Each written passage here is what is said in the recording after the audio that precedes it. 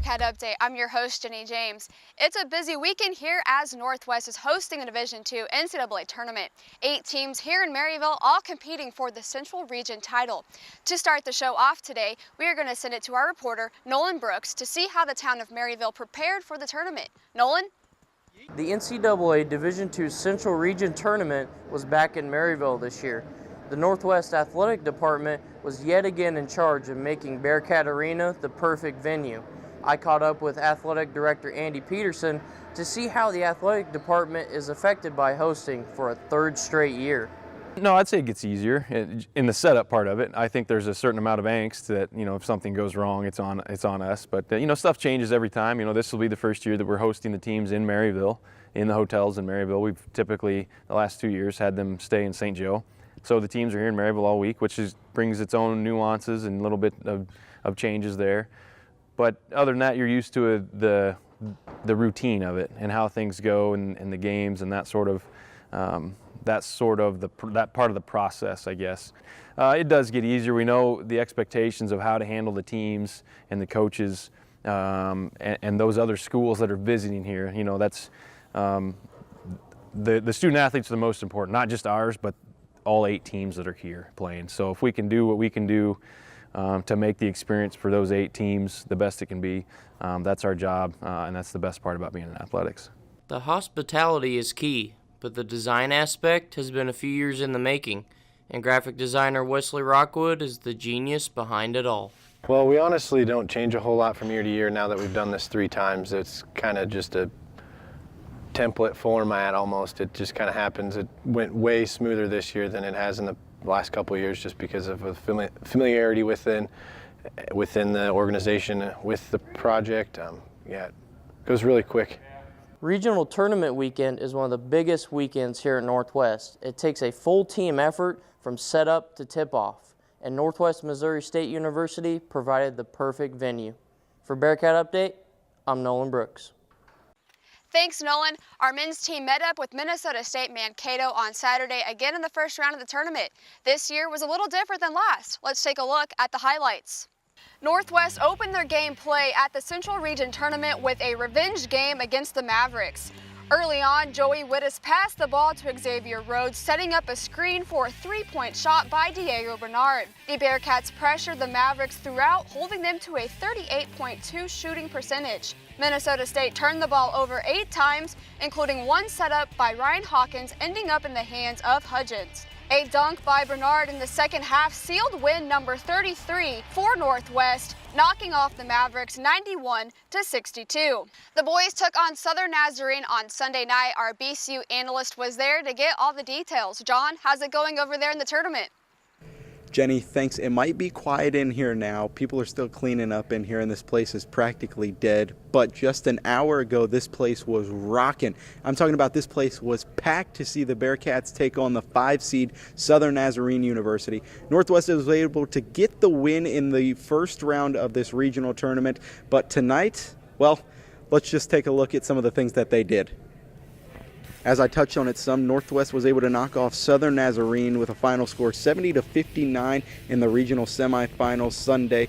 The Bearcats never trailed the Crimson Storm once, leading by as many as 13 points. Joey Wittes led Northwest in scoring, recording 29 points and was everywhere. He was 10 for 16 in shooting on the day. Southern Nazarene cut Northwest's lead to 5 points in the final 4 minutes, but a deep 3 by Trevor Hudgens sealed the win. So, Jenny, this is where it leaves us now. Tuesday night, this place is going to be popping. It's going to be even more energetic, if possible, than it was Saturday and Sunday here in Bearcat Arena, because it's a familiar foe coming to town for the Northwest Bearcats. They will have a date with a trip to the Elite 8 in Evansville, Indiana on the line with none other than MIAA foe, the 6th seed, the Missouri Southern Lions. It's going to be a heck of a game for both of these teams. That Joey Wittes and Cam Martin, that's going to be a battle. That's something to watch for. Anybody that's going to be in or around Maryville, I suggest you're here. I suggest you're cheering on the Bearcats because it is going to be one heck of a game with a trip to the Elite 8 on the line in Evansville, Indiana. Jenny, I will let you take this one back outside. Thanks for throwing it to me. Go Bearcats. The men played 2 great games to open up the tournament. They will continue on to play for the regional championship on Tuesday, and I'm sure the town will be rushing to fill Bearcat Arena to watch the Bearcats compete to move on to the Elite 8. We are going to take a quick break, but stick around. We have more Northwest sports up next. You're watching Bearcat Update on KNWT Channel 8.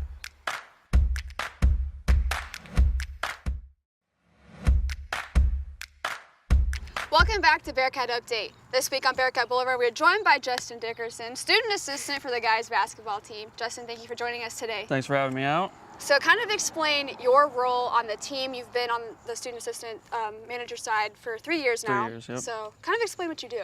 I mean, I've gotten this question a lot, but like the best way I can put it is like, basically it's just like being the middleman between the coaches and the players. So whether it's mainly day-to-day stuff, like whether it's just like setting up film, setting up practice, or like 3 years ago when Pitts would break his shoes every game, I had to like come up with different ways after every game to like figure out how to fix them and whatnot. Just basic stuff like that. Just anything, just ranges from small to just crazy stuff. Yeah, for sure.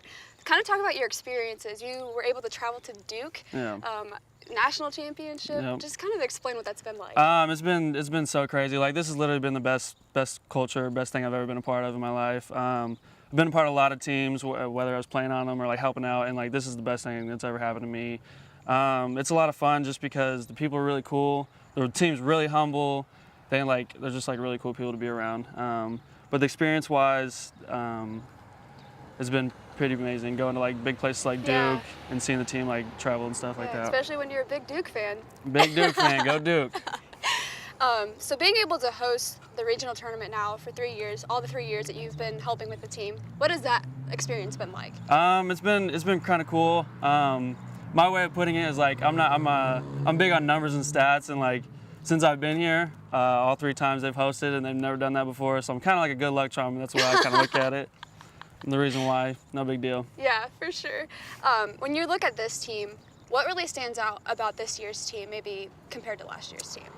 I think the biggest thing that stands out is like just the way everybody's like attitudes are like towards practice, towards games, just like towards each other. Not that the previous teams were bad or anything. It's just like everybody has like a will to like want to do stuff and be about everything. They're like really putting an emphasis on the culture this year and stuff. Yeah, for sure. And from your standpoint, what would you say the guys' team needs to do to keep advancing and just keep rolling? The biggest thing is just keep doing their thing.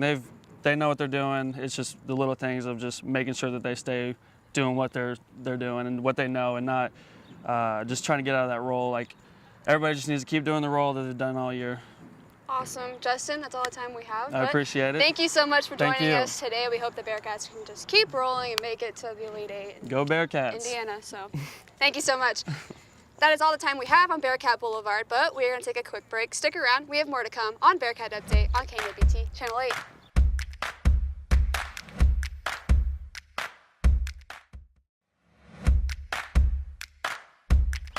Welcome back to Bearcat Update. Our baseball team is tearing up the mound with some great stats. Recently, senior pitcher Trevor Dudar made a couple remarkable saves for the Cats.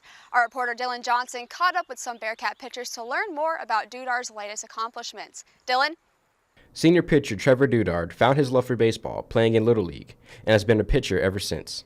2 years ago, Dudar made the decision to transfer from Simpson College in Iowa to become a Bearcat as a walk-on. I emailed Coach Lowe and Coach Creason, and they liked what they saw from my past school, and then just came here. After last season, Dudar's curiosity increased his motivation to become Northwest's all-time leader for saves. 19 games into this season, Dudar achieved this milestone, topping the leaderboards with 18 career saves. It felt pretty good. I mean, there's been a lot of good closers here at Northwest since I've been here. I mean, Carson Smith was the previous holder, then Nico, and then now myself. However, this accomplishment was no surprise to senior teammate Jared Cronin and the rest of the Bearcats. I think we all saw it coming though. After last year, we knew he was going to do some big things this year too. Dudar's work ethic has a deeper impact than personal gain and a lasting influence on this season. He really has that confidence on the mound. He knows what he's doing. He's supposed to be there. That's something I try to mimic too. This being Dudar's senior year, he aspires for more than self-fulfilling goals. But as a team-wise, I mean, it'd be great to win conference again. go to a regional, because I know we haven't been to one in a couple of years, and just see where it goes from there. Dudar believes if the Cats master the basics during practice and in games, big rewards are soon to follow. Just working every day, doing the little things right, playing catch with a purpose like we always do, and just being able to throw strikes every day, going out and compete. Reporting for Bearcat Update, I'm Dylan Johnson. Thanks, Dylan. The Cats traveled to Kansas this weekend to play a 3-game series against the Pitt State Gorillas. They had a tough first game, not able to have the start they wanted, dropping 0-10. Game 2 put up some points on the board first, but the Gorillas soon caught up and took the Cats into extra innings. The Cats couldn't hold Pitt State and fell 3-2. In Game 3, the Cats wouldn't let the Gorillas take it all and left Kansas with a win. This brings the Cats to a record of 10-12. The softball team was scheduled to host Southwest Baptist and Central Missouri this weekend, both doubleheaders. Due to field conditions, those games have been postponed to a future date. Our women's golf team opened up their season last Monday in Oklahoma at the Diffie Ford Lincoln Invite. Northwest took third, shooting a 2-round total of 630, which is also the third best in program history. They finished behind Southwest Oklahoma State with 579 and Southern Nazarene with 606. Morgan Thiel and Maddie Akers both shot 158, tying for 13th overall. The Cats will play again March 18th and 19th at the Holiday Inn Express Missouri Western University Women's Spring Tourney in St. Joseph, Missouri. Our tennis teams took to the Northwest courts, hosting Harding on Saturday and Emporia State on Sunday. Both the men's and women's teams played competitive matches. Saturday against Harding, they both grabbed wins 4-3. They also grabbed several team wins on Sunday against Emporia State. The Cats will host Washburn on Tuesday and UMKC on Wednesday. On Saturday, they will travel to Lawton, Oklahoma to compete against Cameron. Sunday, they continue their road trip to Texas to take on Midwestern State. Thanks for tuning in to this week's episode of Bearcat Update. You can follow us on Twitter at BearcatUpdate_8 or watch all our previous episodes on YouTube at KNWT 8. Thanks for watching and have a great night. Thanks for watching this week's episode of Bearcat Update. You can catch last week's episode on the stop sign and all of our previous episodes over here on the bus of our opponent that we are playing today.